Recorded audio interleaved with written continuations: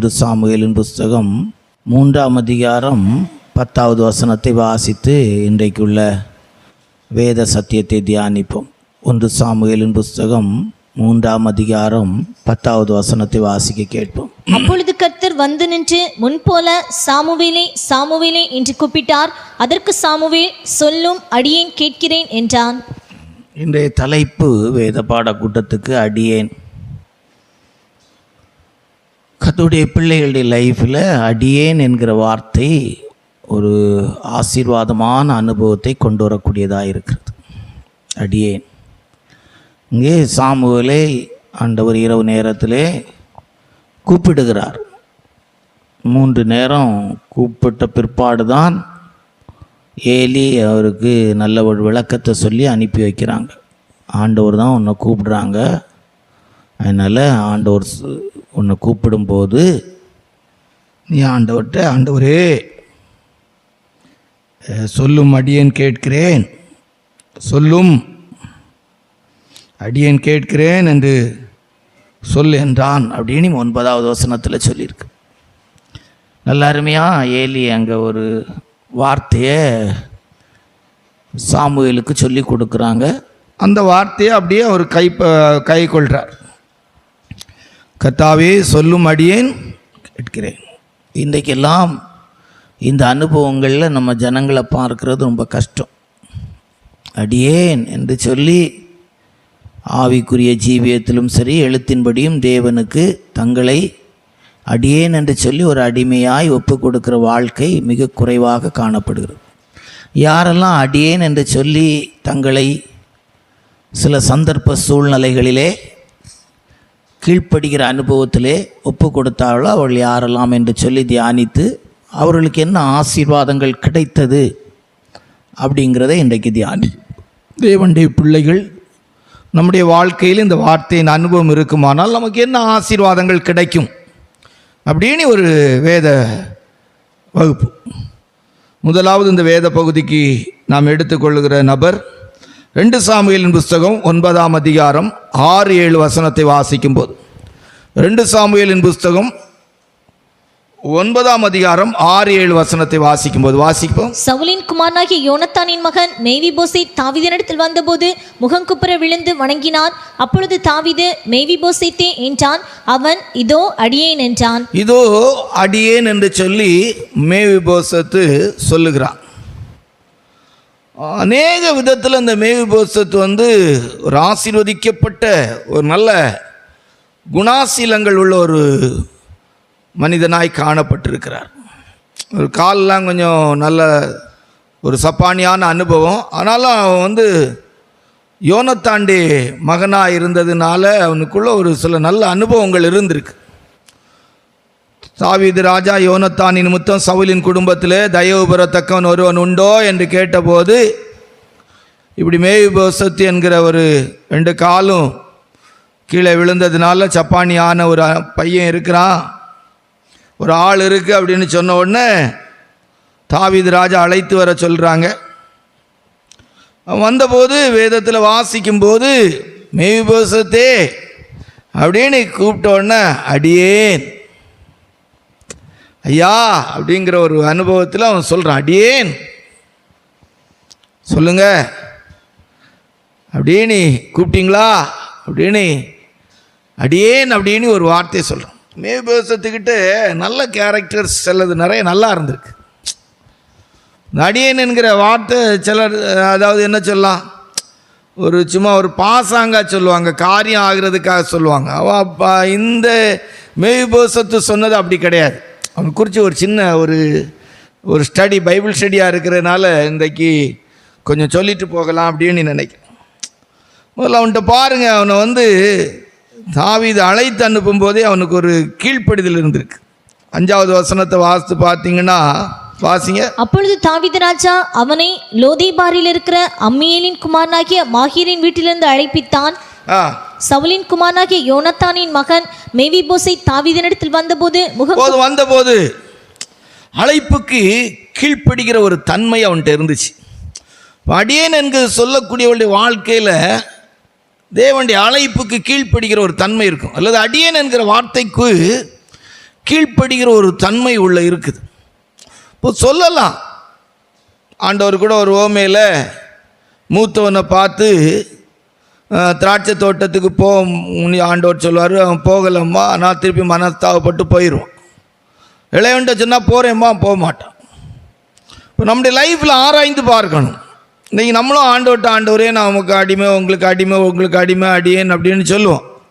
ஆனால் அந்த அடியேன் என்கிற வார்த்தைக்குள்ளே இருக்கிற ஒரு கீழ்ப்படிதலின் தன்மை இருக்குதா அப்படின்னா நம்ம இல்லை, அநேகர்கிட்ட இல்லை. நம்முடைய லைஃப்பில் அந்த அடியேன் என்கிற வார்த்தைக்குள்ளே இருக்கிற அந்த கீழ்ப்படிதலின் தன்மை நமக்கு தேவையாக இருக்குது. ஆவிக்குரிய தெய்வ பிள்ளைகளுடைய லைஃப்பில் அது ரொம்ப முக்கியமான விஷயம். ஆண்டவராய் இயேசுவுக்கு கீழ்ப்படுகிற ஒரு அனுபவம் தேவை. அடியேன் அப்படின்னா நம்ம பார்க்குற எல்லாருடைய வாழ்க்கையிலையுமே அது இருக்கும். அடியேன் என்று சொன்னால் அந்த வார்த்தைக்குள்ளே ஒரு கீழ்ப்படுகிற ஒரு தன்மை இருக்கிறது. நம்ம தியானிக்க போகிற 7 பேருடைய லைஃப்லேயுமே அந்த கீழ்ப்படுதல் அப்படிங்கிறது இருக்கும். அது மேய்போசத்துக்குள்ளேயும் கூட அந்த அனுபவம் இருந்திருக்கு. அவங்ககிட்ட பார்த்தீங்கன்னா 2 சாமுவேல் 9:6 வாஸ்தா முகங்குப்புற விழுந்து, ஒரு சப்பானி அனுபவத்தில் உள்ள சகோதரர் முகங்குப்புற விழுந்து அப்படின்னு சொல்லியிருக்கு. பாருங்கள் எவ்வளோ அருமையான ஒரு தாழ்மைக்கு ஏதுவான ஒரு அனுபவம் இருந்திருக்கு பாருங்கள். முகங்குப்புற விழுந்து வணங்கினான் அப்படின்னு சொல்லியிருக்கு. வேதத்தில் வாசிக்கும் போது பணிந்து குனிந்து முழங்கால் படியிட கடவும். இன்றைக்கெல்லாம் எடுத்து பார்த்தீங்கன்னா என் போன்ற ஊழியர்கள் கூட ஊழியத்துக்கு பைபிள் காலேஜ் போயிட்டு வந்து ஒரு சபையோ ஒரு சின்ன உதவியாக இருந்தால் கூட, ஒரு கன்வென்ஷன் நடந்தால் கூட அங்கே சேரில் இருக்கிறது நான் தப்பு அப்படிங்கிறதுக்கு சொல்லலை, சேரில் இருக்கக்கூடாது அப்படிங்கிறதுக்காக நான் சொல்ல வரல. ஆனாலும் பணிந்து குனிந்து முழங்கால் படியிட கடவோம் அப்படிங்கிற ஒரு அனுபவம் இருக்காது. ஒரு ஆராதனை நடக்கிற நேரம் கூட இன்றைக்கி என் போன்ற எத்தனையோ ஊழியர்கள் ஒரு வயது பலகினோம் அப்படின்னா பரவாயில்லை, நல்லா ஆரோக்கியமாக திடகர்த்தமாக இருக்கிறவங்க கூட இன்றைக்கி தெய்வ சமூகத்தில் இப்படிப்பட்டதான ஒரு அனுபவம் இல்லை. அப்போது ஒரு அடியேன் என்கிற ஒரு அனுபவத்தில் உள்ளவருடைய வாழ்க்கைக்குள்ளே முகங்குப்புற விழுகிற ஒரு அனுபவத்துக்குள்ளே ஒரு தாழ்மை கண்டிப்பாக இருக்க வாய்ப்பு இருக்கிறது. தான் ரொம்ப முக்கியமான விஷயம். மேய்பேசத்துடைய வாழ்க்கையை கவனித்து பார்த்தா அது அவங்களுடைய வாழ்க்கைக்குள்ளே இருந்திருக்கு. அப்புறம் பார்த்தீங்கன்னா உங்களுடைய வாழ்க்கையில் பார்த்தீங்கன்னா வேதம் அவங்கள குறித்து நமக்கு சொல்லிக் கொடுக்கிறதான விஷயம் 2 சாமுவேல் 19:30 வாஸ்து பார்த்தீங்கன்னா 2 சாமுவேல் 19:30 வாஸ்து பார்த்தா வாசிங்க. அதற்கு மேவிபோசேத் ராஜாவை நோக்கி, ராஜாவாகிய என் ஆண்டவன் சமாதானத்தோடே தம்முடைய வீட்டிற்கு வந்திருக்கும் போது அவனே எல்லாவற்றையும் எடுத்துக்கொள்ளட்டும் என்றான். போதும் பாருங்க, ரொம்ப நல்ல அருமையான ஒரு அனுபவம். அவனை கவனிக்கிறவன் அவனை விட்டுட்டு போய் அவனுக்கு சொத்துக்காக ஆசைப்பட்ட போது அந்த சொத்து சுகத்தெல்லாம் கூட அந்த மேய்போசத்தை விட்டு கொடுக்குற அனுபவம் இருக்குது. ராஜா நீங்கள் இருக்கும்போது எனக்கு என்ன பெரிய சொத்து சுகம் அப்படின்னு சொல்லி அவன் ரொம்ப லகுவாக விட்டு கொடுக்குறான். அவனுடைய லைஃப்பை பாருங்கள். மேய்போசத்து ராஜாவை நோக்கி, ராஜாவாகிய என் ஆண்டவன் சமாதானத்தோடு தம்முடைய வீட்டிற்கு வந்திருக்கும்போது அவனே எல்லாவற்றையும் எடுத்துக்கொள்ளட்டும். அவனே என்ன செய்யட்டு? எல்லாவற்றையும் எடுத்துக்கொள்ளட்டும். இன்றைக்கி இப்படி ஒரு வார்த்தை நம்மள சிலர் சொல்லணும்னா ரொம்ப கஷ்டம். இன்றைக்கி அப்படி சொல்லக்கூடிய அனுபவங்களெல்லாம் பார்க்கக்கூடிய அனுபவம் ரொம்ப குறைவாக இருக்குது. அப்போது நம்முடைய லைஃப்லையும் கூட நம்ம ஆராய்ந்து பார்க்கணும். இந்த நாட்களில் நம்மள சிலருக்கு சில பொருளை சில காரியங்களை விட்டு கொடுக்க முடியாதபடிக்கு கஷ்டப்படும். மேய்போசத்து அடிமை அடியேன் அப்படின்னு சொன்ன போது அவனுக்குள்ள லைஃபுக்குள்ளே இருந்ததான காரியத்தை பார்க்கும்போது ரொம்ப அருமையாக சீபா அப்படிங்கக்கூடிய அவனை கவனித்தவன் அவனை விட்டு போய் அவன் சொத்தெல்லாம் எடுக்க முயற்சி பண்ணி தாவீது ராஜாட்ட வித்தியாசமான காரியங்கள்லாம் சொன்ன பிற்பாடும் தாவீது ராஜா மேய்போசத்தை சந்தித்த போது அவன் சொல்கிறான், ராஜா எனக்கு ஒன்றும் வேண்டாம் ராஜா, நீங்கள் சமாதானத்தோடு. அடியேன் என்கிற வார்த்தை உடைய ஒரு மனிதனுக்குள்ளே இருக்கிற ஒரு அனுபவத்தை பாருங்கள். இன்னைக்கு அடியேன்னு சொல்லிக்கிட்டு இருப்பாங்க ஊழியக்காரங்க, இன்னும் ஏதாவது சின்ன சின்ன பொருட்களுக்கே பெரிய சண்டையை போட்டு இருக்கக்கூடிய அனுபவம் இருக்குது. சில ஸ்தாபனங்களில் எடுத்து பார்த்தீங்கன்னா சில ஊழியர்கள் சபைகளுக்காக சில டிரான்ஸ்ஃபர் மாற்றங்களை ஏற்றுக்கொள்ள மாட்டாங்க. வருஷக்கணக்காக ஒரே சபையிலேருந்து ஒன்றும் பெரிய அளவுக்கு ஓடாது. ஒரு 4 வருஷம் 5 வருஷம் ஆகும்போதே சபைகளுக்கு புதிய தூதுகள் கிடைக்கிறது சிலருக்கு ரொம்ப கஷ்டம். ஸ்தாபனங்களில் இருந்துட்டு இல்லை அந்த ஸ்தாபனத்தில் ஜனங்களும் வளர்ச்சி இருக்காது. அவங்க அதை விட்டு வேற ஒரு இடத்துக்கு போகிறதுக்கு சொன்னால் கேட்க மாட்டாங்க. அவன் சொல்கிறான், எனக்கு அவனே எடுத்துக்கிடட்டு சீபா, அவனே எடுத்துக்கிடட்டப்பா, அதில் ஒன்றும் பிரச்சனை இல்லை அப்படிங்கிற கிட்டே இருக்கிற இன்னும் ஒரு நல்ல அடியன் என்கிறவனுக்கு ஒரு நல்ல ஒரு கேரக்டர் இருக்கும் பாருங்கள். அதை சொன்னால் ரொம்ப நல்லா இருக்கும். வாஸ்து பார்த்தீங்கன்னா 2 சாமுவேல் 19:24 வாசிங்க. சவுலின் குமாரனாகிய மேவிபோசேத்தும் ராஜாவுக்கு எதிர்கொண்டு வந்தான். ராஜா போன நாள் முதல் அவன் சமாதானத்தோடு திரும்பி வருகிற நாள் மட்டும் அவன் தன் கால்களை சுத்தம் பண்ணவும் இல்லை, தன் தாடியை சவரம் பண்ணவும் இல்லை, தன் வஸ்திரங்களை வெளுக்கவும் இல்லை. எனக்கு இன்னைக்கு இதை வாஸ்த போது நினச்ச போது சரி, என்ன ஒரு மனுஷனாக இருந்திருக்கிறார் பாருங்கள் மேவிபோசத். என்ன ஒரு அன்பு இருந்திருக்கு தாவீது ராஜா மேலே, என்ன ஒரு அன்பு இருந்திருக்கு பாருங்க. தாவீது ராஜா அப்சலோமுக்காக தப்பி ஓடக்கூடிய ஒரு சந்தர்ப்பம் வந்த உடனே பார்த்தீங்கன்னா எப்படி ஒரு விதத்தில் அவன் லைஃப்பில் இருந்திருக்கான் பாருங்க. சவுலின் பேரனாகிய மேவிபோசத் ராஜாவுக்கு எதிர்கொண்டு வந்தான். ராஜா போன நாள் முதல் அவன் சமாதானத்தோடு திரும்பி வருகிற நாள் மட்டும் மைண்டு ஃபுல்லாமே தாவீது ராஜா சமாதானத்தோடு வரணும், அவன் கால்களை சுத்தம் பண்ணவும் இல்லை, தன் தாடியை சவரம் பண்ணவும் இல்லை, தன் வஸ்திரங்களை அப்படியே இருந்திருக்கான். என்னைக்கு ராஜா வருவாரோ அன்னைக்கு நான் எல்லாம் மாற்றிக்கொள்கிறேன். இன்னும் ஒரு அனுபவம் பாருங்கள், உங்களுக்குள்ள எவ்வளோ ஒரு அந்த ஒரு தாவீது ராஜா மேலே ஒரு அன்பு இருந்திருக்கு பாருங்கள். அடியேன் என்கிற ஒரு வார்த்தைக்குள்ளே இருக்கிற சில அனுபவத்தை தான் உங்களுக்கு சொல்கிறோம். அடியேன் அப்படிங்கிற ஒரு வார்த்தைக்குள்ளே எவ்வளோ ஒரு அன்புகள் இருக்குது, எவ்வளோ பெரிய அனுபவங்கள் இருக்குது அப்படிங்கிறத தான் நம்ம இப்போ என்ன செய்கிறோம், சொல்லித்தரோம். சரி, இப்படி அடியேன் என்று சொல்லக்கூடிய அந்த நபருக்கு கிடைச்ச ஆசீர்வாதம் என்ன, அல்லது அடியேன் என்று சொல்லுகிற ஒரு தேவ பிள்ளைக்கு கிடைக்கிற ஆசீர்வாதங்கள் என்ன, அது நமக்கு தெரியணுமே. அப்படின்னு பார்த்தா 2 சாமுவேல் 9:7 வாசித்தான். 2 சாமுவேல் 9:7 வாசியா. தாவீது அவனை பார்த்து, நீ பயப்படாதே, உன் தகப்பனாகிய யோனத்தான் நிமித்தம் நான் நிச்சயமாய் உனக்கு தயவு செய்து உன் தகப்பனாகிய சவுலின் நிலங்களை எல்லாம் உனக்கு திரும்ப கொடுப்பேன். பாருங்க, பூர்வீகமான எல்லா ஆசீர்வாதமும் அவனுக்கு திருப்பி கிடைக்கும், எல்லாம் திருப்பி கிடைக்கும். இது ஆவிக்குரிய சொன்னா மனிதன் இழந்து போன எல்லா ஆசீர்வாதத்தையும் அடியேன் என்று சொல்லுகிற தெய்வ பிள்ளைகளை கர்த்தர் கொடுக்கிறார். ஆதி ஆகமத்திலே ஆதாம் இழந்த எல்லா ஆசீர்வாதங்களும் ஒரு தேவனுடைய பிள்ளை மறுபடி பெற்றுக்கொள்வதற்கு அடியேன் என்கிற வார்த்தை ஒரிஜினலாக அவங்க வாழ்க்கையில் இருக்குமானால் அவங்க அந்த ஆசீர்வாதத்தை பெற்றுக்கொள்ள முடியும். இப்போ யோனத்தானின் பையன் தன்னுடைய தாத்தாவுடைய பூர்வீகமான எல்லா சொத்து சுகங்களையும் சொத்து ஆசீர்வாதங்களையும் அனுபவிப்பதற்கு அவனிடத்தில் காணப்பட்ட ஒரு நல்ல அனுபவம் அடியேன் என்கிற ஒரு வார்த்தை. அடியேன் என்று சொல்லக்கூடிய ஒரிஜினல் வார்த்தையின் அனுபவம் இருக்கிற தெய்வ பிள்ளைகள் தங்களுடைய வாழ்க்கையிலே ஆதி ஆகமத்திலே சொல்லப்பட்ட ஆதாம் இழந்து போன எல்லா ஆசீர்வாதங்களையும் தங்களுடைய வாழ்க்கையிலே ஆண்டவராய் இயேசுப்பா மூலமாக திருப்பி நாம் பெற்றுக்கொள்ளுகிறோம். ரொம்ப முக்கியம். ஆசீர்வாதம் இல்லை, என் வாழ்க்கை இப்படி இருக்கிறது, என் குடும்பம் இப்படி இருக்குது அப்படின்னு நினைக்கக்கூடியவங்க இந்த வார்த்தையை அப்படியே அனுபவமாக்கினா போதும், ஆட்டோமேட்டிக்கலி வந்துடும். தாவீது சொல்கிறார், உங்கள் அப்பாவுடைய எல்லா உங்கள் தாத்தா உங்கள் இதில் உள்ள எல்லாத்தையும் உங்களுக்கு நிலத்தை திருப்பி தந்துடுறப்பா.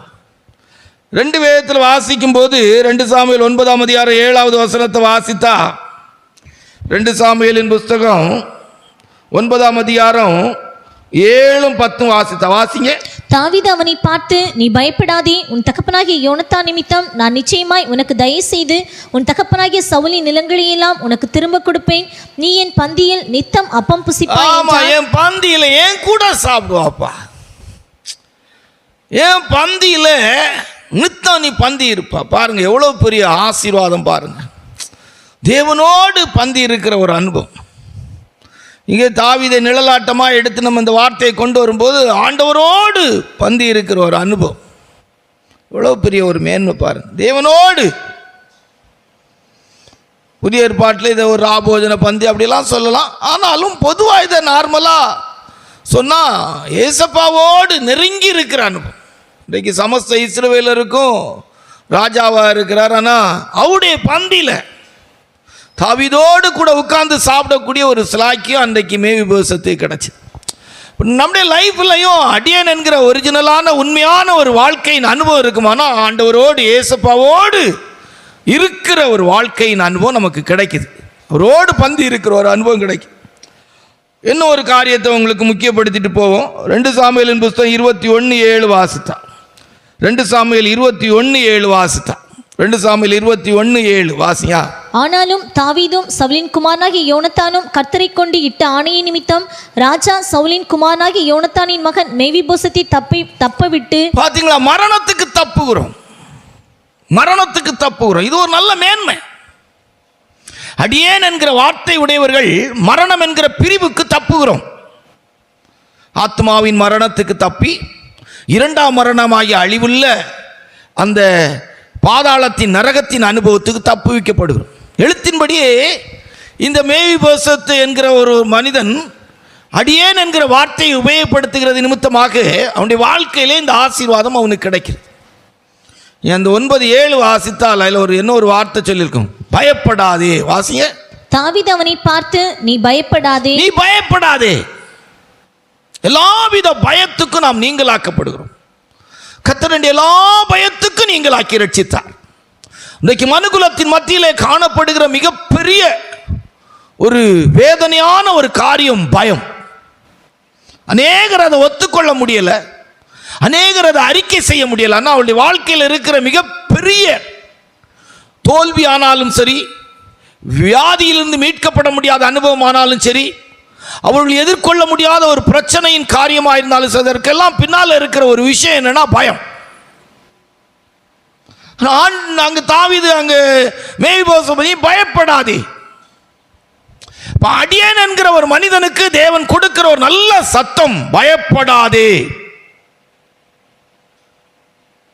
ஏசாயால சொல்லியிருக்கோம், நீ பயப்படாதே, நான் உனக்கு துணை நிற்கிறேன்.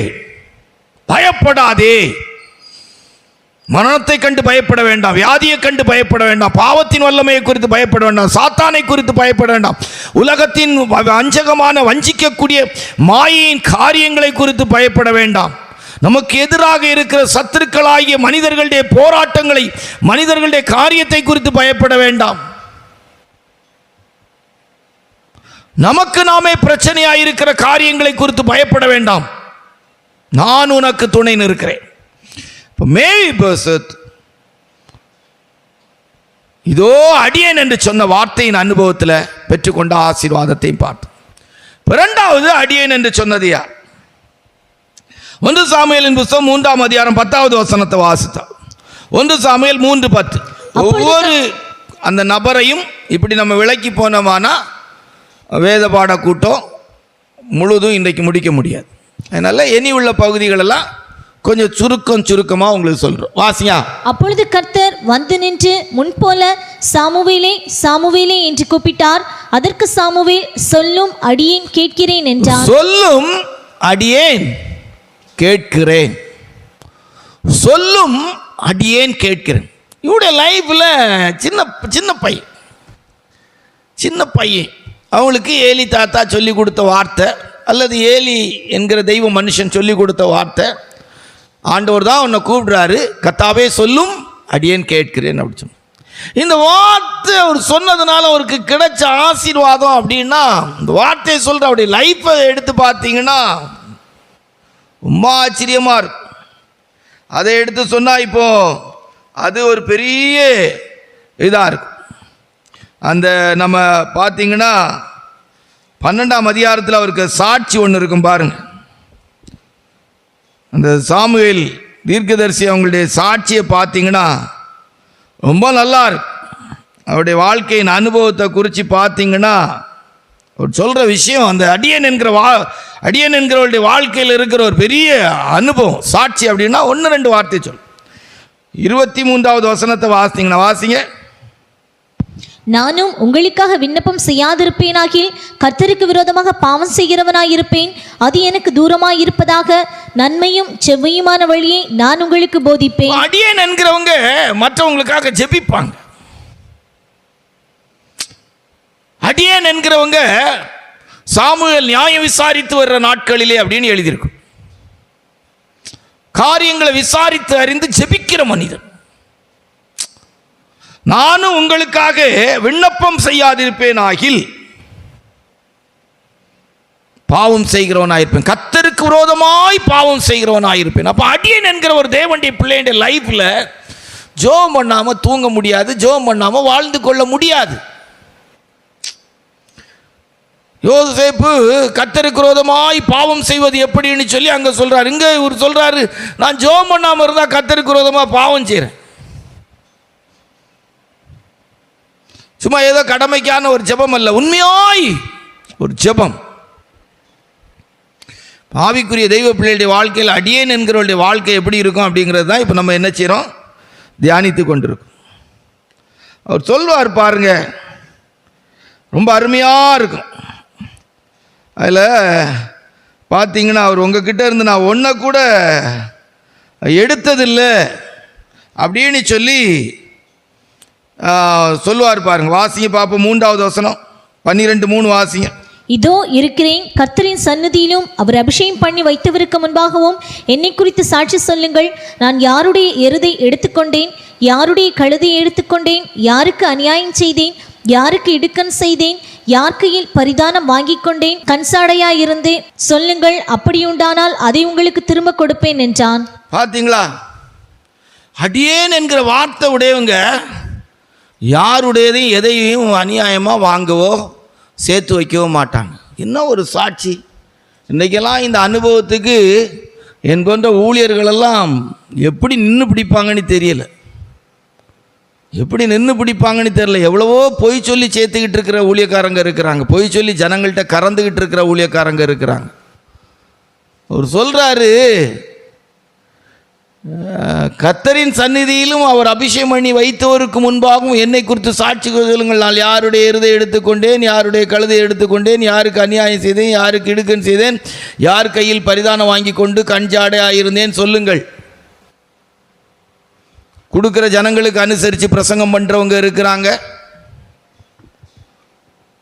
தங்களுக்கு சபையில் சாதகமாக இருக்கிறது, ஒரு ஸ்தாபனத்தில் யாராவது ஒரு குடும்பம் அவங்களுக்கு உதவியாக இருந்து அந்த சபையில் இருக்கிறதுக்கு அவங்களுக்கு சாதகமாக இருந்தால் அவங்களுக்கு ஏற்றபடி அவங்கள கண்டிக்காமல், அவங்கள கண்டிக்க முடியாமல் பிரசங்கம் பண்ணுறவங்கெல்லாம் இருக்கிறாங்க. அவர் அதான் சொல்கிறார், யார் கையில் பரிதானம் வாங்கி கொண்டு கஞ்சாடையாக இருந்தேன், சொல்லுங்கள். இல்லை, என்னைக்கெல்லாம் இப்படியெல்லாம் ஊழியக்காரங்களை பார்க்க முடியும். அடியேன் என்கிறவருடைய தகுதி, அந்த அடியேன் என்கிற வார்த்தைக்குள்ள சாமுவேல் தீர்க்கதரிசிட்ட காணப்பட்ட நல்ல விஷயம், அந்த வார்த்தைக்குள்ள இருக்கிற அனுபவம். நல்ல ஜெபிக்கிற மனுஷன் அதோடு கூட எதையும் தான் வாழ்க்கையில் எடுத்துக்கொள்ள விரும்பலை. யாருக்கிட்ட இருந்து எதையும் வாங்குறது, சேர்க்கறது, எடுக்கணும் அப்படிங்கிறது. அப்படி இருந்தால் அவர் சொல்லார், அதை உங்களுக்கு திருப்பி கொடுத்துறேன்ப்பா, திருப்பி கொடுத்துறேன். நான் அப்படி ஏதாவது வாங்கினது உண்டானா உடனே சொல்லுங்க, திருப்பி கொடுத்துறேன். கர்த்தருடைய பரிசுத்த நாமத்துக்கு மகிமை உண்டாகட்டும்.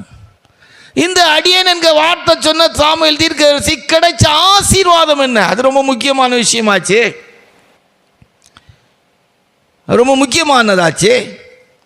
அந்த 1 சாமுவேலின் புத்தகம் 3ஆம் அதிகாரம் 21வது வசனத்தை வாசித்தா ரொம்ப நல்லா இருக்கும். கர்த்தர் பின்னும் சீலோவிலே தரிசனம் தந்தருளினார். கர்த்தர் சீலோவிலே தம்முடைய வார்த்தையினாலே சாமுவேலுக்கு தம்மை வெளிப்படுத்தினார். ஓ மை காட், எவ்வளோ நல்ல வார்த்தை பாருங்க. பலருக்கு பல விதத்தில் தேவன் தன்னை வெளிப்படுத்தியிருக்கார். மோசேக்கு ஒரு பகுதியாக தன்னை முகமுகமாய் பார்க்கிற விதத்தில் கர்த்தர் வெளிப்பட்டிருக்கார். முதல்ல முட்செடியில், அதற்கு பிற்பாடும் ஓரளவுக்கு சீனாய் மலையிண்டி அந்த இதிலெல்லாம் கூட கர்த்தர் வெளிப்பட்டிருக்கிறாங்க. ஒவ்வொருத்தருக்கும் ஒவ்வொரு விதமாக கர்த்தர் வெளிப்பட்டிருக்கிறாங்க. வார்த்தையின் வடிவத்திலே, வார்த்தையினாலே சாமுவேலுக்கு கர்த்தர் தம்மை வெளிப்படுத்தினார். ஆபிரகாமுக்கெல்லாம் மகிமையின் தேவனாய், சர்வ வல்லமுள்ள தேவனாய், அவருக்கு முதல்ல மகிமையின் தேவனாக தான் என்ன செய்தது, வெளிப்பட்டது. வார்த்தையின் மூலமாய் தம்மை, வார்த்தை மாம்சமாகி அப்படின்னு சொன்னது போல அந்த வார்த்தையின் அனுபவத்தில் தேவன் அவருக்கு வெளிப்பட்டார். இது ஒரு பெரிய அனுபவம். மிகப்பெரிய ஆசீர்வாதம். இன்றைக்கு எத்தனையோ என்பன்ற ஊழியர்கள், தெய்வ பிள்ளைகள் தேவனுடைய வார்த்தையை கேட்குறாங்க. அந்த வார்த்தையின் வடிவத்தில் தேவனை அவங்கள பார்க்க முடியலை. நான் உன்னை சுகமாக்குவேன் எழுதியிருக்க வார்த்தையில் தேவனை பார்க்க முடியலை. அப்படி அவங்க பார்க்கக்கூடிய இடம் இருக்குமானா கண்டிப்பாக மருத்துவர்களை நாடி தேட முடியாது. வாய்க்குள்ளேயே பிரசங்கம் பண்ணுறது ரொம்ப எளிது, எல்லாருக்கும் முடியும். இந்த வசனத்தை மறுபடிக்கு ஒருக்கா வாசித்து பாருங்க. கர்த்தர் பின்னும் சீலோவிலே தரிசனம் தந்தருளினார். கர்த்தர் சீலோவிலே தம்முடைய வார்த்தையினாலே சாமுவேலுக்கு தம்மை வெளிப்படுத்தினார். வார்த்தையினாலே தம்மை வெளிப்படுத்தினார். வாகிலியே என்ன போல உள்ள ஊழியக்காரனுக்கு பிரசங்கம் பண்ண தெரியும். இவாஞ்சலிஸ்டா சுவிசேஷர்களா வேலை செய்கிறவங்களுக்கும் தெரியும், ஊழியம் செய்கிறவங்களுக்கு தெரியும். ஆனால் அவன் வார்த்தையில் தேவனை பார்க்கக்கூடிய இது அனுபவம் இருக்காது. இந்த வார்த்தை தேவன் அப்படின்னு நினைக்க மாட்டான். இந்த வார்த்தை தான் என்னுடைய வாழ்க்கையின் தேவன். வார்த்தையினாலே தேவன் தம்மை வெளிப்படுத்தினார். அப்படி இல்லை. நிறைய ஊழியக்காரங்களுக்கு தெரியும், சுகமாக்குவார் நீ பிரசங்கம் பண்ணுவான், அவனுக்கு தெரியும் அவனை கர்த்தர் சுகமாக்க மாட்டாரு, அவன் ஜெபத்தை ஆண்டவர் கேட்க மாட்டாருன்னு அவனுக்கு தெரியும். கன்ஃபார்மா தெரியும், மருந்து எடுத்தா தான் சுகமாகும் அப்படிங்கிறது அவனுக்கு தெரியும். வார்த்தையிலே தேவனை பார்க்கக்கூடிய, வார்த்தையிலே தேவன் தன்னை வெளிப்படுத்துகிற அனுபவம் இருக்காது. வார்த்தையினாலே அடியேன் என்று சொன்ன சாமுவேலுக்கு கர்த்தர் என்ன செய்தார்? தம்மை வெளிப்படுத்தினார். பிழைப்புக்காக, ஊழியத்து வந்துட்டோமேங்கிறதுக்காக, வேற வழியே இல்லைங்கிறதுக்காக, போக்கத்து அப்போஸ்தலனாகிய பேதுரு எழுதுகிறது போல அவலட்சணமான ஆதாயங்களுக்காக, தங்களுடைய வாழ்க்கையில் பேசுகிற தெய்வ ஜன ஊழியர்களுக்கெல்லாம் உண்மையான ஒரு அடியேன் என்கிற ஒரு வார்த்தையை, கர்த்தாவே சொல்லும் அடியேன் என்று சொல்லி தேவனுடைய வார்த்தையை கேட்கும்படி தன்னை அடியேனாய் அடிமையாக ஒப்பு கொடுக்கிற ஒரு ஊழியனுடைய வாழ்க்கையில், ஒரு தெய்வ பிள்ளையுடைய வாழ்க்கையில் தேவன் தம்முடைய வார்த்தையினால் தம்மை வெளிப்படுத்துவார். அல்லேலூயா. மூன்றாவது குறிக்கப்பட்ட நபர் வேதத்தில் வாசிக்கும் போது அப்போஸ்தலர் நடவடிக்கைகள் 9ஆம் அதிகாரம் 10-15 வரைக்கும் வாசித்தார். அப்போஸ்தலர் 9ஆம் அதிகாரம் 10-15 வரைக்கும் வாசிங்க. தமஸ்குவிலே அனனியா என்னும் பேருள்ள ஒரு சீஷன் இருந்தான். அவனுக்கு கர்த்தர் தரிசனமாகி அனனியாவே என்றார். அவன், ஆண்டவரே இதோ அடியேன் என்றான். இதோ அடியேன், இதோ அடியேன். கர்த்தர் அனனியாவை கூப்பிட்ட போது இதோ அடியேன் அப்படிங்கிறார். இந்த வாழ்க்கையில் காணப்பட்ட விஷயம் என்ன? பாவிகளில் பிரதான பாவி என்கிற பரிசுத்த பவுல் தன்னிடத்தில் வாரார், ஏற்றுக்கொள்கிறார். சபையை துன்பப்படுத்த ஆண்டவர்கிட்டே சொல்கிறாங்க, ஆண்டவரே அவன் சபையை துன்பப்படுத்துகிற மனுஷனாச்சே அப்படின்னு. ஒன்று ஆண்டவர் அவங்கள்ட்ட சொல்ல, இல்லைப்பா அவன் அப்படி இருந்தான், அவன் என்ன நிமித்தம் படக்கூடிய பாடுகளை பாரு அப்படின்னு சொல்லி ஆண்டவர் சொல்லார். வாசிங்க அந்த வசனத்தை, கீழே உள்ள வசனத்தை வாசிங்க. அப்பொழுது கர்த்தர், நீ எழுந்து நேர்த்தெருவு என்னப்பட்ட தெருவுக்கு போய் யூதாவின் வீட்டிலே தர்சு பட்டணத்தானாகிய சவுல் என்னும் பேருள்ள ஒருவனை தேடு. அவன் இப்பொழுது ஜெபம் பண்ணுகிறான். அனனியா என்னும் பேருள்ள ஒரு மனுஷன் தன்னிடத்தில் வரவும் தான் பார்வையடையும்படி தன்மேல் கை வைக்கவும் தரிசனம் கண்டான் என்றார். அதற்கு அனனியா, ஆண்டவரே, இந்த மனுஷன் எருசலேமில் உள்ள உம்முடைய பரிசுத்தவான்களுக்கு எத்தனையோ பொல்லாங்குகளை செய்தான் என்று அவனை குறித்து அநேகரால் கேள்விப்பட்டிருக்கிறேன். இங்கேயும் உம்முடைய நாமத்தை தொழுது கொள்கிற யாவரையும் கட்டும்படி அவன் பிரதான ஆசாரியர்களால் அதிகாரம் பெற்றிருக்கிறானே என்றான். அதற்கு கர்த்தர், நீ போ, அவன் புறஜாதிகளுக்கும் ராஜாக்களுக்கும் இஸ்ரவேல் புத்திரருக்கும் என்னுடைய நாமத்தை அறிவிக்கிறதற்காக நான் தெரிந்து கொண்ட பாத்திரமாய் இருக்கிறான். அருமையான விஷயம் பாருங்க, எவ்வளோ அருமையான விஷயம். தேவனுடைய வார்த்தைக்கு கீழ்ப்படிஞ்சு ஒரு மனுஷனை தேடி போகிறார். அடியேன் என்கிறவன் கர்த்தர் சொன்ன விஷயத்தை சொன்ன பிரகாரமாக செய்து முடிப்பாங்க. அல்லேலூயா. பயப்படுறார் ஆண்டவர். அந்த மனுஷன் இப்படி ஆண்டவர் சொல்கிறாங்க அவன்கிட்ட, போ நேரு தெருவில் போய் தேடு. இன்னும் போகிறார். அந்த வசனத்தை வாசிங்க, அவங்கள்ட்ட சொல்லுவாங்களே அங்கே போய் தேடுன்னு சொல்லி வாசிங்க. எத்தனாவது வசனம்? அப்பொழுது கர்த்தர், நீ எழுந்து நேர்த்தெருவு என்னப்பட்ட தெருவுக்கு போய் யூதாவின் வீட்டிலே நேர்த்தெருவு என்கிற தெருவுக்கு போ, தேடு, கண்டுபிடி, அவனை போ, தேடு, கண்டுபிடி அப்படிங்கிறார். அடியேன் என்கிற வார்த்தைக்கு உண்மையா இருக்கிறவங்க, அடியேன் என்கிற வார்த்தையை உண்மையா சொல்றவங்க சொன்னதை செய்வாங்க. அல்லேலூயா. சொல்றவர் சொன்னதை அப்படியே செய்வாங்க. கிடைச்ச ஆசீர்வாதம் என்ன?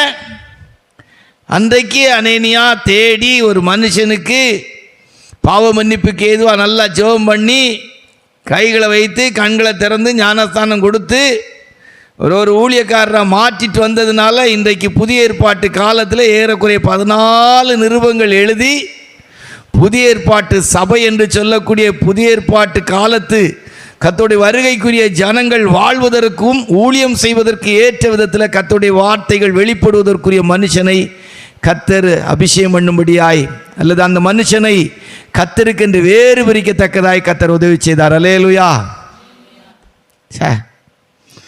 ஆண்டவராய் இயேசப்பா தெரிந்தெடுத்த அப்போஸ்தலர்களை விட அனனியா மூலமாக கர்த்தர் தெரிந்தெடுத்த அப்போஸ்தலர் பெரியவர். அல்லேலூயா. பாவிகளில் பிரதான பாவி என்கிற ஒரு மனுஷனை கிறிஸ்துவின் அச்சடையாளங்கள் உள்ள மனுஷனாய், நான் கிறிஸ்துவை பின்பற்றுவது போல நீங்கள் என்னை பின்பற்றுங்கள் என்கிற ஒரு மாதிரிக்குரிய ஒரு மனுஷனை பெற்றெடுக்க கர்த்தர் உதவி செய்தார். அல்லேலூயா. அப்போ ஆண்டவர் சொன்ன வார்த்தையின்படி ஊழியம் செய்கிற ஒரு மனிதன் எப்பேற்பட்ட பாவியை மாற்றி அமைக்கிற ஆசீர்வாதம் உடையவளாய் மாறிவிடுகிறார். 3 4 வேதத்தில் வாசிக்கும் போது ஏசாயாவுடைய புஸ்தகம் 6ஆம் அதிகாரம் 8வது வசனத்தை வாசித்தா, ஏசாயாவுடைய புஸ்தகம் 6:8 வாசிங்க. பின்பு யாரை நான் அனுப்புவேன், யார் நமது காரியமாய் போவான் என்று உரைக்கிற ஆண்டவருடைய சத்தத்தை கேட்டேன். அதற்கு நான், இதோ அடியேன் இருக்கிறேன், என்னை அனுப்பும் என்றேன். போதும். இது ஏசாயாவுடைய வாழ்க்கையில் நடந்த ஒரு சின்ன சம்பவம். இது இன்றைக்கு ஆண்டவராய் இயேசு கிறிஸ்துவை குறித்து ஒரு தீர்க்க தரிசனமாக எடுத்துக்கொள்ளலாம். இது ஊழியத்துக்கு வரக்கூடியவர்களுக்கு எடுத்துக்கொள்ளலாம். ஆனால் இது ஏசாயாவுடைய வாழ்க்கையில் நடந்தது. இந்த அடியேன் என்கிற வார்த்தைக்குரியவர்கள் நான் அசுத்த உடவுள்ளவன் தன்னை ஒத்துக்கொள்வார்கள். தான் வாழ்க்கை சுத்திகரிக்கப்படுவதற்கு விரும்புவார்கள். அடியேன் என்கிற வார்த்தை அவர் சொல்லுவார் பாருங்க, இதோ அசுத்த உதடுள்ள மனுஷன், பலிபீடத்தின் அக்கினியினால தூதன் அவரை சுத்திகரிக்கிறார். அடியேன் என்கிற வார்த்தைக்கு சொந்தக்காரர்கள் தங்கள் ஜீவியத்தை உணர்கிற ஒரு அனுபவம் உடையவர்களாக இருப்பார்கள். ராஜாவை மகிமை பொருந்தினவராய் பார்ப்பார்கள். 6ஆம் அதிகாரம் 1வது வசனத்தை வாசித்தா ஒரு நல்ல அனுபவம் இருக்கும். வாசிங்க. உசியா ராஜா மரணமடைந்த வருஷத்தில் ஆண்டவர் உயரமும் உன்னதமுமான சிங்காசனத்தின் மேல் வீற்றிருக்க கண்டேன். அவருடைய வஸ்திர தொங்கலால் தேவாலயம் நிறைந்து. போதும். வாழ்க்கையில் எப்பவுமே இந்த அடியேன் என்கிறவங்க ஏசப்பாவை தான் முன்னுக்கு வச்சிருப்பாங்க. யாரையும் கம்பேர் பண்ணி வாழ்ற அனுபவம் இருக்காது. யாரையும் அவங்களுக்கு அடியேன் என்கிறவருடைய வாழ்க்கைக்குள்ள ஆண்டவராக ஏசப்பா தான் இருப்பாங்க. அவரை பார்த்து நமக்கு நியமித்திருக்கிற ஓட்டத்தில் ஓடணும்.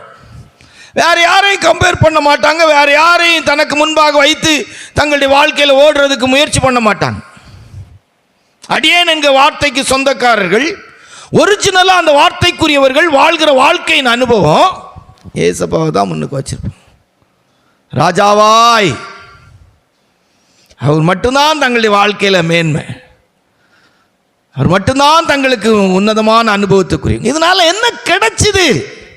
இந்த அடியேன் என்கிற வார்த்தைக்கு சொந்தக்காரராய் ஏசாயாவுடைய வாழ்க்கையில் நடந்த சம்பவம் என்ன? அவரை கொண்டு ஆண்டவர் என்ன செய்தாங்கன்னா, பழைய ஏற்பாட்டில் 39 புஸ்தகத்தில் மிக அருமையாக ஆண்டவராகிய இயேசு கிறிஸ்துவினுடைய பிறப்பிலிருந்து அவருடைய மரணம், அவர் செய்ய போற காரியம், அவருடைய உயிர்த்தெழுதல் எல்லாவற்றை குறித்தும் ரொம்ப அழகாக தீர்க்க தரிசனம் சொல்ல வைத்தார் கர்த்தர். அல்லேலூயா. ஆமா, நமக்கு ஒரு பாலகன் பிறந்தார், நமக்கு ஒரு குமாரன் கொடுக்கப்பட்டார், கர்த்தத்துவம் அவர் தோளில் மேல் இருக்கும், அவர் நாமம் அதிசயமானவர், ஆலோசனை கர்த்தா, சமாதான பிரபு, நித்திய பிதா, வல்லமை உள்ள தேவன். அப்படி அந்த நாமத்தை சொல்லி ஏசாயா 11ஆம் அதிகாரத்திலலாம் ஈசாயின் அடிமரத்திலிருந்து ஒரு கிளை தோன்றி 1000 வர சரசாட்சி. அப்புறம் ஏசாயா 53ஆம் அதிகாரத்தில் ரொம்ப அருமையாக சொல்லி சியோன் என்று சொல்லக்கூடிய நித்திய வாசஸ்தலத்தின் அனுபவத்தை பேசி, அடியேன் என்கிறவருடைய வாழ்க்கையில் ஏசப்பா தான் மிக மேன்மையாக இருக்கிறதில்ல, அவரை குறித்த வெளிப்பாடு ஃபுல் அண்ட் ஃபுல் இருக்கும். ரெவலேஷன் எல்லாமே அவரை பற்றி தான் இருக்கும். அல்லேலூயா. அவருடைய பிறப்பு, வளர்ப்பு, அவருடைய மரணம், அவருடைய உயிர்த்தெழுதல், அவருடைய ஊழியம், இப்படிப்பட்ட எல்லா நித்தியம் இப்படி தான் இருக்கும். எழும்பு எழும்பு சீயோனே உன் வல்லமையை, எருசலேமே உன் அலங்கார வஸ்திரத்தை உடுத்துக்கொள். இந்த ரெவலேஷன், இந்த தீர்க்க தரிசனம் யாருக்கு கிடைச்சி? ஏசாயாவுக்கு. அடியேன் என்கிற வார்த்தைக்குரியவர்கள் ஆண்டவராய் ஏசப்பாவை மேன்மையாக வைப்பாங்க. அவங்களுக்கு தேவன் கொடுக்குற ஆசீர்வாதம் அவரை குறித்தே ரெவலேஷன், அப்படி ராஜ்யத்தை குறிச்சே வெளிப்பாடு. சரி, 4 5 யார் அடியேன்னு சொன்னாங்க? அவங்களுக்கு கிடைச்ச ஆசீர்வாதம் என்ன? யாத்ரா 3:4 வசனத்தை வாசித்தான். யாத்ரா 3:4 வாசித்தான். வாசி யாத்ரா 3:4. அவன் பார்க்கும்படி கிட்ட வருகிறதை கர்த்தர் கண்டார். முச்சடியின் நடுவிலிருந்து தேவன் அவனை நோக்கி மோசே மோசே என்று கூப்பிட்டார். அவன் இதோ அடியேன் என்றான். இதோ அடியேன் அப்படின்னு சொன்னான். ரொம்ப ஒரு நல்ல சப்ஜெக்ட். இதோ அடியேன். இந்த அடியேன் என்கிற வார்த்தை உடைய இந்த மோசேயுடைய வாழ்க்கை சரித்திரம் என்ன அப்படின்னா ரொம்ப அழகான வாழ்க்கை. எபிரேயர் 11ஆம் அதிகாரத்துக்கு வரணும். அப்போதான் இவருடைய வாழ்க்கையுடைய அனுபவம் நமக்கு தெரியும். அவரை குறித்து வேதத்தில் வாசிக்கும் போது 11:24 இருக்கு. வாசிங்க. விசுவாசத்தினாலே மோசே தான் பெரியவனான போது பார்வோனுடைய குமாரத்தின் மகன் எண்ணப்படுவதை வெறுத்து அநித்தியமான பாவ சந்தோஷங்களை அனுபவிப்பதை பார்க்கிலும் தேவனுடைய ஜனங்களோட துன்பத்தை அனுபவிப்பதை தெரிந்து கொண்டு. அடியேன் என்கிற வார்த்தைக்கு சொந்தக்காரங்க எகிப்தின் சாஸ்திரங்கள் எல்லாம் கற்று தேர்ந்தவன். பார்வோனுடைய குமாரத்தின் மகன் எனப்படுகிற உலக பிரகாரமான காரியத்தை தெய்வீகமா தேவனுக்கு முன்பாக தங்களை அடியேன் என்று சொல்லக்கூடிய அந்த உலகத்தில் ஒரு நல்ல பிரதிஷ்டை உள்ள வாழ்க்கைக்கு தங்களை அர்ப்பணிப்பாங்க. கர்த்தருக்கு அடிமை அடியேன் என்று சொல்லக்கூடியவர்கள் அந்த ஆரம்பத்திலே பார்க்க முடியும். பாதரட்சையை கலத்திட்டு போட்டு வானா முள்ளு இருக்கிறவன் தானா வந்துட்டாரு. முட்செடி, ஒரு முட்செடி பக்கத்தில் என்ன இருக்கும்? முள்ளு கண்டிப்பா இருக்க வாய்ப்பு இருக்கு.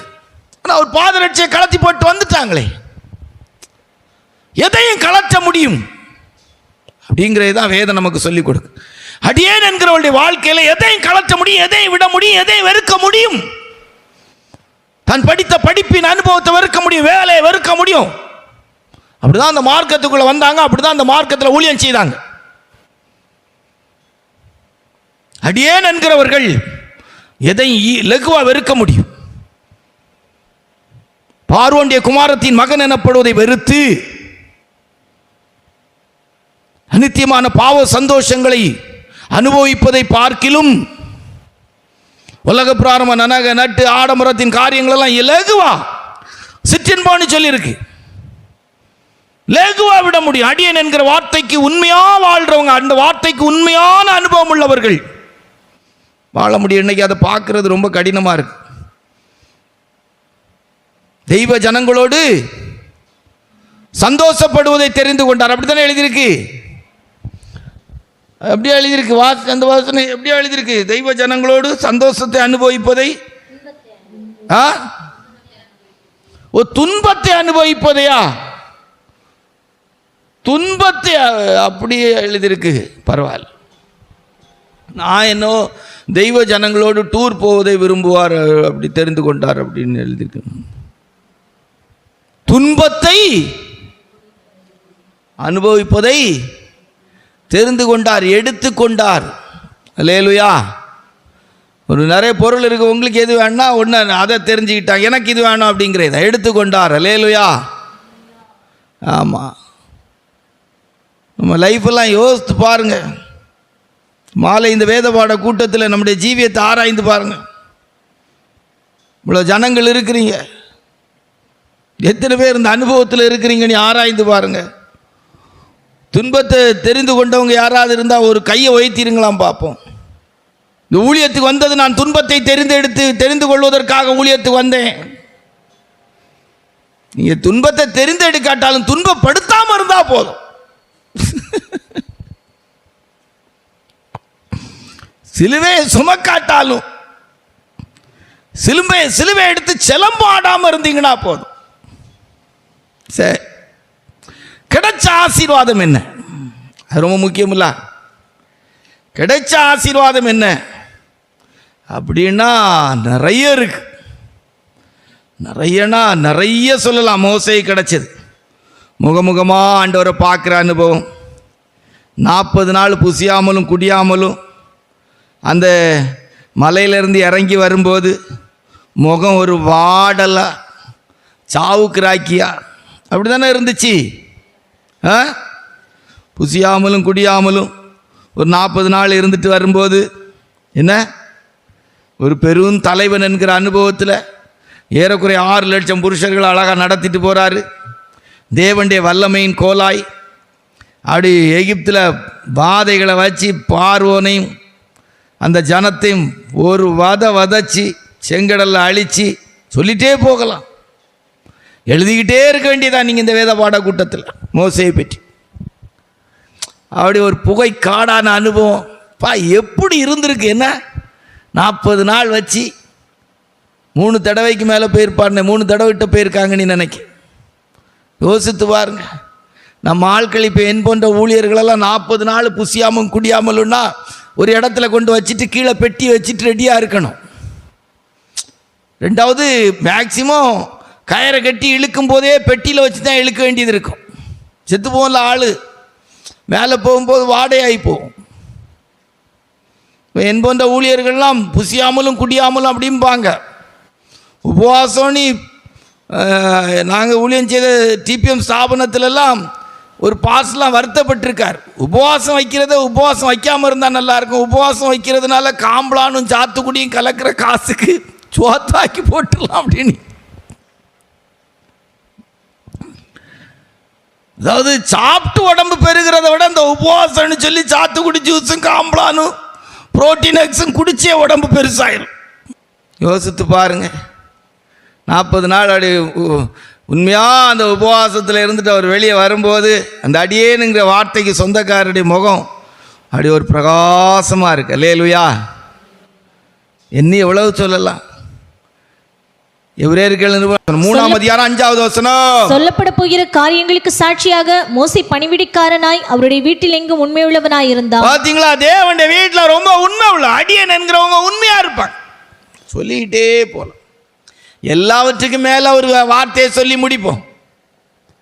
மத்தேயு சுவிசேஷம் 17ஆம் அதிகாரம் 1வது வசனத்தை வாசித்தா. மத்தேயு சுவிசேஷம் 17ஆம் அதிகாரம் 1வது வசனத்தை வாசியா. 6 நாளைக்கு பின்பு இயேசு பேதுருவையும் யாக்கோபையும் அவனுடைய சகோதரனாகிய யோவானையும் கூட்டிக் கொண்டு தனித்திருக்கும்படி உயர்ந்த மலையின் மேல் போய் 3வது வசனத்தை வாசியா. அப்பொழுது மோசேயும் எலியாவும் மறுரூப மலையின் அனுபவத்தில் இருப்பாங்க. அடியேன் என்கிற வார்த்தையின் அனுபவம் உடையவர்கள் எங்க வந்துருவாங்க? மறுரூப மலையின் அனுபவத்துக்கு வந்துருவாங்க. என்ன அருமையான வார்த்தைகள், என்ன அருமையான ஒரு சத்திய அனுபவம். இந்த வாழ்க்கையெல்லாம் நமக்கு கிடச்சின்னா இந்த அடியேன் என்கிற வார்த்தையின் அனுபவத்துக்கு நம்ம வாழ்ந்தா எவ்வளோ நல்லா இருக்கும். என்ன 6 சரியா? ஆதியாகமம் 22ஆம் அதிகாரம் 1வது வசனம். ஆதியாகமம் 22:1 வாசியா. இந்த காரியங்கள் நடந்த பின்பு தேவன் ஆபிரகாமை சோதித்தார். எப்படி எனில் அவர் அவனை நோக்கி ஆபிரகாமே என்றார். அவன் இதோ அடியேன் என்றான். ஆமா, இதோ அடியேன், இதோ அடியேன். கர்த்தருடைய பரிசுத்த நாமத்துக்கு மகிமை உண்டாகட்டும். அப்போ இங்க ஆபிரகாம் தன்னை அடியேன், பயங்கர செல்வ சீமான், வாக்குத்தத்தத்தின் பிள்ளையா ஒரு பிள்ளை கிடைச்சிருக்கு. வாக்குத்தத்தத்தின் பிள்ளையா ஒரு பிள்ளை கிடைச்சிருக்கு. அவனை கொண்டு போய் மோரியா என்கிற இடத்துல உள்ள மலையில் நீ பலியிடுன்னு சொல்லியிருக்கிறாங்க. கொண்டு போயிட்டான். இப்பொழுது நீ கர்த்தருக்கு பயப்படுகிறவன் அப்படின்னு ஆண்டவரே சாட்சி கொடுக்கிறார். எவ்வளோ அருமையான விஷயம் பாருங்க. 16வது வசனத்தை வாசி. 22:16. நீ உன் புத்திரன் என்றும் உன் ஏகசுதன் என்றும் பாராமல் அவனை ஒப்பு கொடுத்து இந்த காரியத்தை செய்தபடியால் போதும். 12வது வசனத்தை வாசியா. அப்பொழுது அவர் பிள்ளையாண்டான் மேல் உன் கையை போடாதே, அவனுக்கு ஒன்றும் செய்யாதே. நீ அவனை உன் புத்திரன் என்றும் உன் ஏகசுதன் என்றும் பாராமல் எனக்காக ஒப்பு கொடுத்தபடியினால் நீ தேவனுக்கு பயப்படுகிறவன் என்று இப்பொழுது அறிந்திருக்கிறேன் என்றார். அடியேன் என்கிற வார்த்தைக்கு சொந்தக்காரங்க தெய்வ பயத்தோடு எதையும் அவர் சொன்னதை செய்து முடிச்சிருவாங்க. சொன்னதில்ல, கொடுக்க வேண்டியதை கூட கொடுத்துருவாங்க. நீ இப்பொழுது பயந்திருக்க பிள்ளையை கொண்டு போய் வச்சுட்டாங்க. ஒரு ஊழியக்காரங்கெல்லாம் வாக்குத்தத்தத்தின் பரலோகத்துக்குரிய ஜனங்களை பலிபீடத்தில் வச்சு எடுக்கணும். மரித்தோரிலிருந்து எழுந்தவர்களா பெறணும். ஆபிரகாமுக்கு ஒரு துஷ்ட தந்ததியுடைய அனுபவத்தில் உள்ள இஸ்மவேல் இருந்தான். அவனை பலிபீடத்துக்கு கொண்டு போக ஆண்டவர் சொல்லலை. கேத்துராளுக்கு 6 பிள்ளைகள் இருந்தால் அதையும் கொண்டு போக ஆண்டவர் சொல்லலை. ஒரு ஈசாக்கை வச்சு எடுக்க வைக்கிறாரு. அடியேன் என்கிற வார்த்தைக்கு சொந்தக்காரங்க அதை செய்வாங்க. இன்னைக்கு நம்ம சபை விசுவாசிகள்கிட்ட ஊழியக்காரங்கள்ட்ட சொன்னாலே செய்ய மாட்டாங்க. எத்தனையோ பெந்தகோஸ்தே ஊழியக்காரங்கள்லாம் அன்னைக்கு கருப்பு குழலும் வெள்ளை சட்டையும் போட்டு வருவோம். கருப்பு குழல். அப்புறம் எத்தனையோ ஊழியக்காரங்க மனைவி நகை கலத்திருப்பாங்க. எத்தனையோ ஊழியக்காரங்களுடைய மனைவி மாறலாம் டை. ஊழியக்காரங்க எத்தனையோ பேர் பிரெஞ்சு தாடி. உன் தாடியை ஒதுக்காதன்னு இருக்கு. அரக்கிருக்கனுக்குள்ள அவ்வளோ வேஷம்.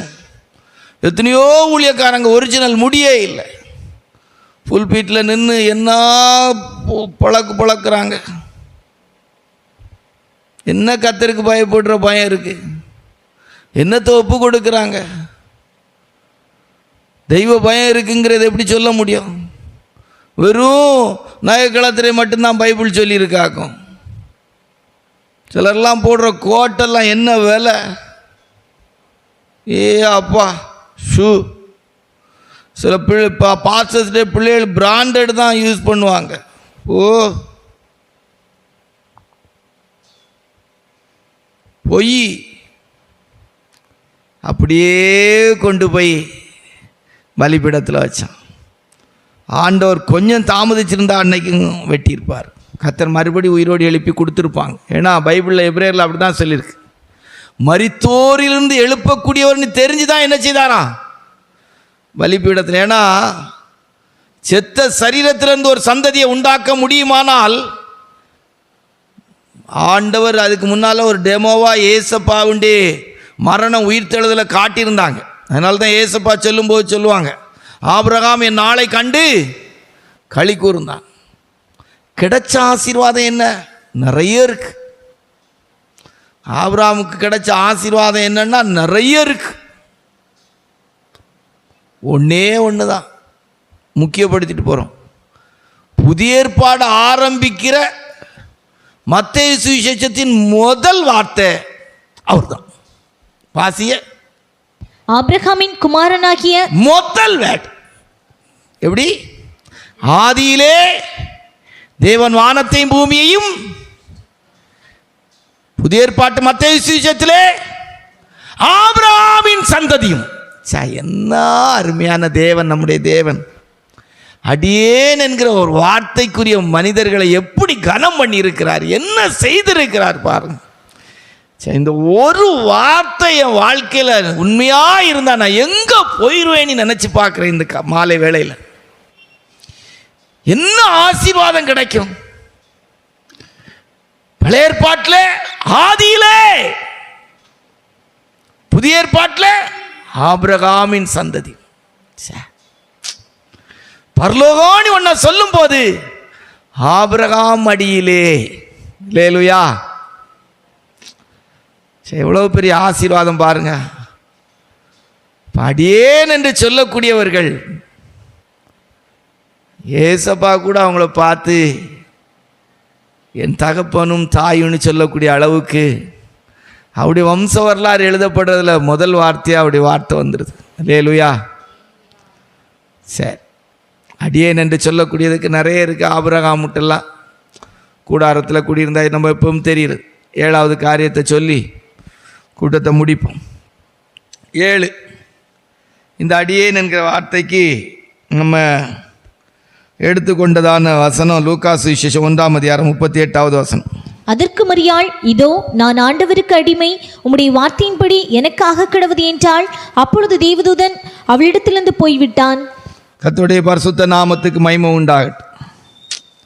இதோ நான் ஆண்டவருக்கு அடிமை. இதோ நான் ஆண்டவருக்கு அடிமை. எவ்வளோ பெரிய விஷயம் பாருங்க. தேவனுடைய பிள்ளைகளுடைய லைஃப்பில் அடிமை அப்படின்னு சொல்லக்கூடியவளுடைய வாழ்க்கை எப்படி இருக்கும் அப்படின்னா 35வது வசனத்தை வாசிக்கும் போது, தேவதூதன் அவளுக்கு பிரதியுத்தரமாக, பரிசுத்தாவி உன்மேல் வரும், உன்னதமானவருடைய பலம் உன்மேல் நிழலிடும், ஆதலால் உன்னிடத்தில் பிறக்கும் பரிசுத்தம் உள்ளது தேவனுடைய குமாரன் என்னப்படும். பரிசுத்தாவியானுடைய நிழலுக்குள்ளே இருப்பாங்க.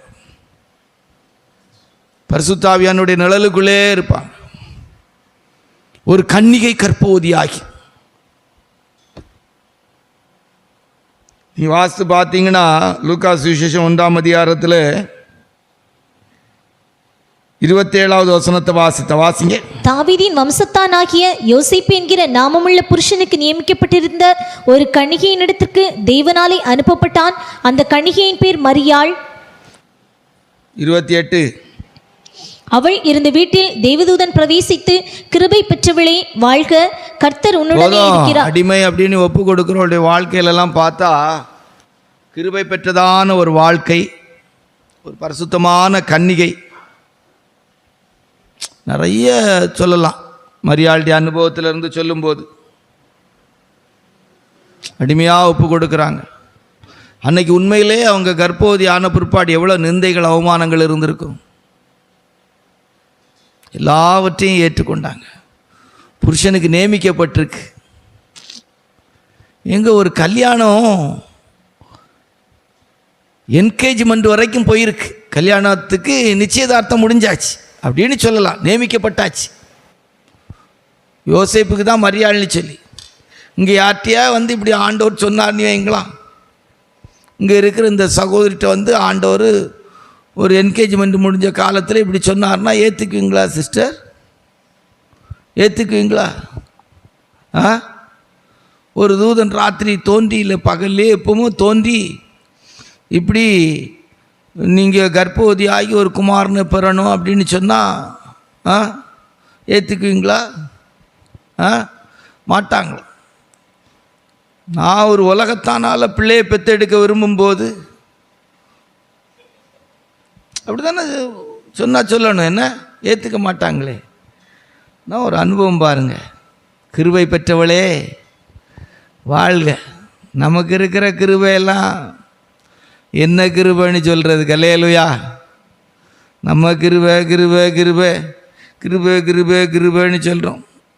கிருபைன்னு சொல்லி கிறுக்கு பிடிக்காமல் இருந்தீங்கன்னா போதும். அடியே கிருபை பெற்றவளே வாழ்க. கிடைச்ச ஆசீர்வாதம் என்னவா? அதையும் சொல்லணுமே. இயேசு கிறிஸ்துவை பெற்றெடுத்தார்கள். அல்லேலூயா. ஆண்டவராகிய இயேசப்பாவை பிறப்பித்தார்கள். இன்றைக்கி அந்த அனுபவங்களெல்லாம் நம்ம தேடினா கூட நம்முடைய லைஃப்பில் இன்றைக்கி எத்தனை வருஷமாயும் இயேசப்பாவுடைய திவ்ய சுபாவங்கள் நம்மக்கிட்ட இருந்து வெளிப்படுதான்னா எங்கே இருக்கு? என்ன எத்தனை வருஷம் ஆகி ஊழியம் செய்து என்ன, எத்தனை வருஷம் விசுவாசியாக இருந்த என்ன, என்ன ஏசப்பாவுக்கு குணம் நம்மக்கிட்ட இருக்கா அப்படின்னா ஆண்டோடைய கிருபையினால் அதெல்லாம் நம்ம சொல்கிறதுக்கு எப்படி சொல்கிறதுக்குன்னு தெரியலை. ஆவிக்குரிய தெய்வ பிள்ளைகளுடைய ஜீவியங்களில் இன்றைக்கி அப்படிப்பட்ட ஒரு அனுபவங்களெல்லாம் பார்க்குறது ரொம்ப கஷ்டமான ஒரு விஷயமா இருக்குது. ஆண்டவராகிய ஏசப்பாவை பெற்றெடுத்தார்கள். கர்த்தருடைய பிள்ளைகளும் இந்த நாட்களில் அடியேன் என்று சொல்லக்கூடிய அனுபவத்தில் இருக்கிறவர்களுக்கு கர்த்தர் கொடுக்குற ஆசீர்வாதம் ஏசப்பாவை பெற்றெடுக்கக்கூடியதான ஒரு அனுபவம் உடையவர்களாக மாற்றப்படுகிறார். வாசிங்க 1ஆம் அதிகாரம் 25வது வசனத்தை வாசிங்கள். 1ஆம் அதிகாரம் மத்தேயு சுவிசேஷம். அவள் தன் முதற்பேறான குமாரனை பெருமளவும் அவளை அறியாதிருந்து அவருக்கு இயேசு என்று பெயரிட்டான். இயேசு என்று பெயரிட்டாள். அல்லேலூயா. நல்ல ஒரு பரிசுத்தமான அனுபவத்தில் ஏசப்பாவை பிறப்பித்தாங்க. ரொம்ப வருஷத்தமான அனுபவத்தில் ஏசப்பாவை பிறப்பித்தாங்க. விளக்கி சொல்கிறதுக்கு நிறைய வார்த்தைகள் இருக்குது.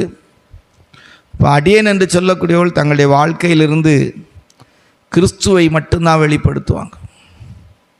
கிறிஸ்து மட்டும்தான் அவங்களுக்குள்ளேருந்து வெளிப்படுவார். கிறிஸ்துவனுடைய சுபாவங்கள், கிறிஸ்துவனுடைய காரியங்கள் தான், ஏசப்பாவுடைய காரியம்தான் வெளிப்படும். இப்போ நம்ம சும்மா ஏதோ ஆகும்னு சொல்லிட்டு அழுவோம் பிறக்கும், அதெல்லாம் எப்படி சொல்லன்னு தெரில. நம்முடைய ஜீவியத்திலும் கர்த்தாவே சொல்லும் அடியேன் என்று சொல்லி ஒப்பு கொடுப்போம். கர்த்தர் இந்த வார்த்தைகளின்படி நம்மையும் ஆசீர்வதித்து தெய்வ ராஜ்யத்துக்குரியவளாய் கர்த்தர் நம்மை மாற்றுவாராக. ஆமென்.